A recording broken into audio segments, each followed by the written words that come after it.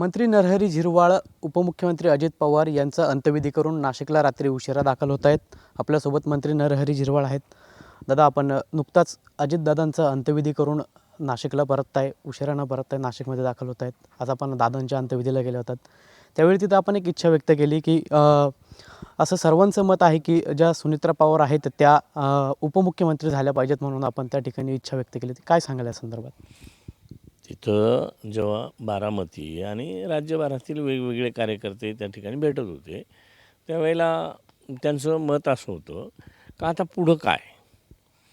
तर मग मी त्यांच्याबरोबर चर्चा करत असताना, आता अवघड आहे बाबा, काय होईल ते आत्ता तरी सांगता येणार नाही, पण त्यांचं म्हणणं का आता सुनित्रा वहिनींना उपमुख्यमंत्री केलं पाहिजे, अशा पद्धतीची लोकांची, सर्वसामान्यांची, म्हणजे ते माझे कोणत्या गावचे होते, काय होते, पण महाराष्ट्रातले बऱ्याच ठिकाणचे आणि बारामतीचे होते, असे ती इच्छा लोकांची व्यक्त केलेली मी सांगितली. काय वाटतं या संदर्भात? आता आपण सर्व जे आमदार आहेत राष्ट्रवादीचे, ते या संदर्भात काय मुख्यमंत्र्यांना पत्र वगैरे देणार, कोणाला सांगणार? अरे बाबा, अजून 7-8 तास नाही झाले, तोपर्यंत वास्तविक आता इथवर जायलाच नको आपण, बरोबर ना?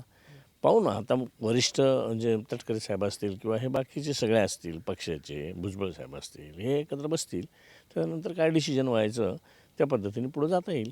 खरं तर आपण बघितलं, नगरपरिषद निवडणुकांपासूनच दोन्ही राष्ट्रवादी एकत्र येतील असं म्हटलं जातं. काय वाटतं आता दादाच्या नंतर पवार साहेब या संदर्भातला काही निर्णय घेतील? दोघं राष्ट्रवादी आपल्याला एकत्र पाहायला मिळतील? नाही, आता पवार साहेब आहेत, पण आपण सगळे मिळून विनंती करतोयच.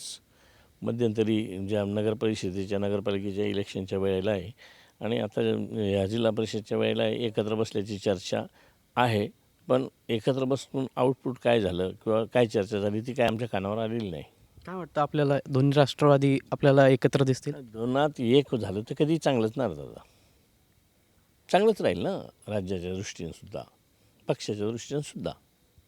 नक्कीच आपल्यासोबत मंत्री नरहरी झिरवाळ होते आणि नुकताच ते अजित पवार यांचा अंत्यविधी आटपून नाशिकमध्ये दाखल झालेले आहेत. कॅमेरा पर्सन आकाश ओवलेसह पवन येवले, TV9 मराठी, नाशिक.